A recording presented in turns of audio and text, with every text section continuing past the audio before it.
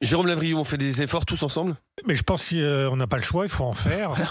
Alors, on va être dans une période, février, mars, avril, tout le monde va dire « Ah, les Français ne seront pas prêts, on va faire des reportages sur le con du coin qui gâche l'eau, etc. » Mais à la fin, c'est comme pour l'électricité. Hein. On s'est rendu compte qu'on s'est moqué du gouvernement en disant ah, « Il nous demande de faire des efforts, c'est ridicule, etc. » Ça marche. Oui, à la fin, ça a fonctionné. on fait Il y a eu des baisses efforts de 10% et de on est la en train de consommation passer générale. l'hiver sans avoir... Oui, Les enfin, gens il y a sont pas eu- responsables. Les gens il y a sont pas eu responsables. d'électricité.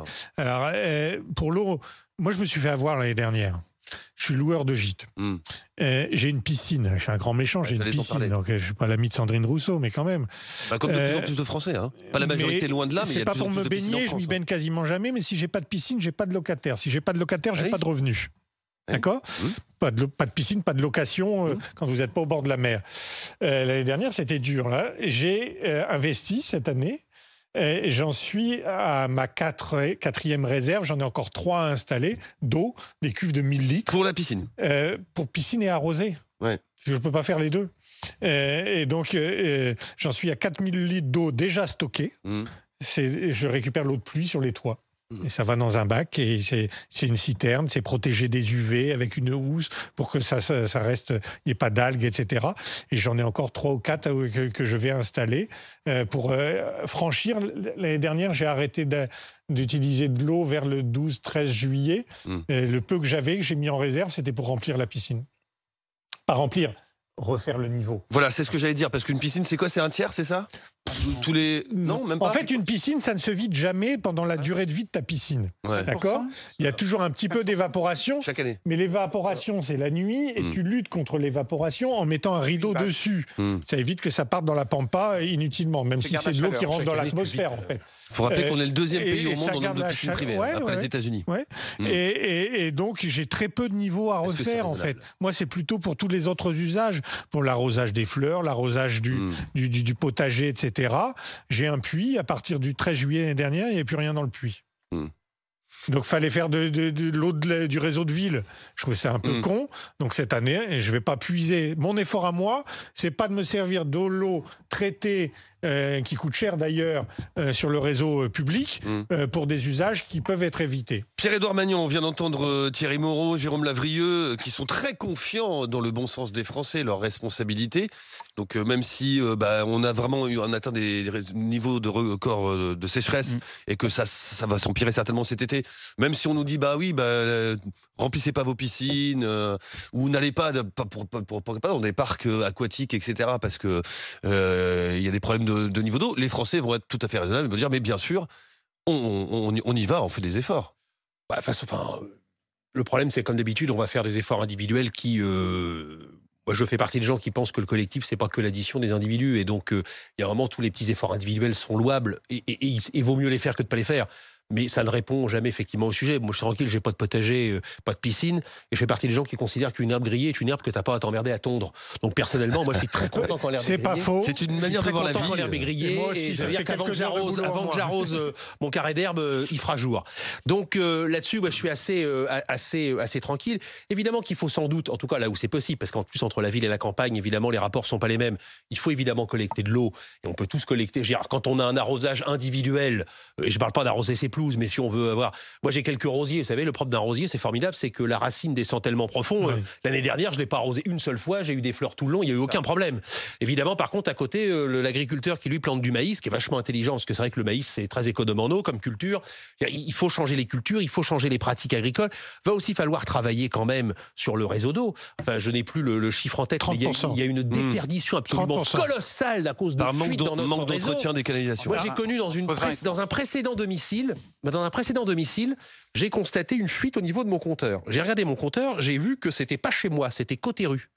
Ils ont mis 3 mois à intervenir. Moi, ça m'a rien coûté, c'était de leur côté. Ouais. Je n'arrêtais pas de les appeler, ils ont mis 3 mois à venir changer le bout de tuyau qu'il fallait. Il y a un moment, il y a aussi effectivement un vrai sujet. C'est différent. Parce que c'est différent. Non, mais c'est un marronnier. Mais j'ai travaillé pour des collectivités locales. En moyenne, tu as 30% de ce que tu pompes, de ce que tu traites, qui finit par ne pas arriver dans le robinet. Mais en fait, c'est pas de l'eau qui part chez les Russes ou chez les Chinois.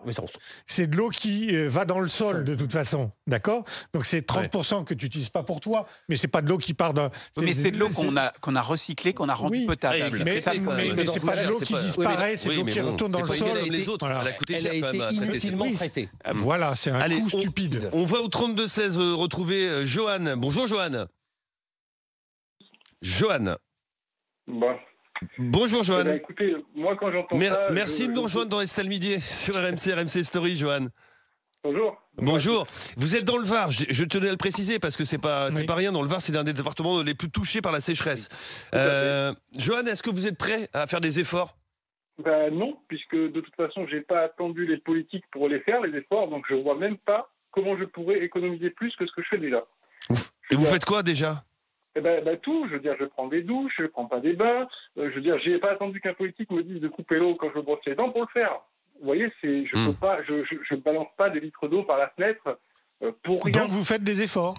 Oui, mais je fais du bon sens en fait. Voilà. Oui, c'est ça. Par contre, moi, les politiques qui donnent des leçons, par contre, qui distribuent des permis de construire par dizaines de milliers, sans même une norme écologique de récupération d'eau sur des constructions neuves. Comment vous faites pour accepter ça? Voilà, moi, ça me rend fou. J'habite un petit village, il y a eu des centaines de maisons construites, des lotissements entiers.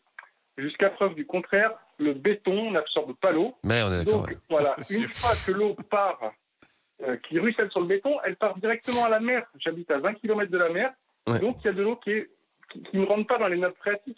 Et ça, c'est de la responsabilité de votre commune, de votre maire, Johan. Mais vous avez peut-être entendu ça hier. Il y a 5 maires du Var, d'autres communes, qui ont décidé l'inverse, qui ont annoncé hier qu'ils ne donneraient plus de permis de construire parce que ils ont des problèmes d'eau potable, enfin d'eau, de sécheresse. Oui. C'est parfait. En plus de ça, en plus d'être très demandeur en eau, une construction, parce que le béton, ça se mélange à l'eau. Voilà, on pourrait, par des gestes simples, tout à l'heure, votre collègue sur le plateau disait, moi j'ai mis des citernes d'eau. Vous faites une maison de 100 mètres carrés, vous mettez une citerne enterrée sous la terrasse, voilà, vous récupérez de l'eau gratuitement. Pourquoi personne ne le fait? Il y a de plus en plus de monde qui le font, dont votre serviteur. Moi, j'ai acheté pour faire des gîtes, j'ai enlevé toutes les baignoires, j'ai fait comme vous, j'ai mis des douches et les gens sont très contents d'avoir des douches. J'avais peur de dire une bêtise tout à l'heure en me disant, je comprends pas, encore dans les constructions neuves, il y a des baignoires. Non mais je sais pas, c'est peut-être, je veux pas être extrémiste, mais j'entends dire quand même que c'est une aberration écologique. Oui, mais les piscines aussi. Hein.